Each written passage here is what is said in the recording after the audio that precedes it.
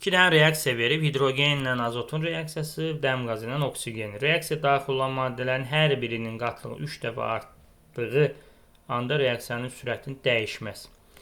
Burada qatılığı, məsələn, bunun kinetik tənliyi necədir? K vurulsun, N2 vurulsun, H2'nin kubu V bərabərdir K vurulsun, CO kvadratı vurulsun O2.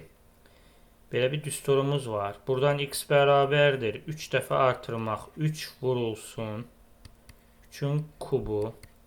Bu dedik 81. Y bərabərdir 3'ün kvadratı vurulsun 3. Yəni CO 3 dəfə artırıb kvadrat var burada. O da bərabərdir 27. Deməli buradan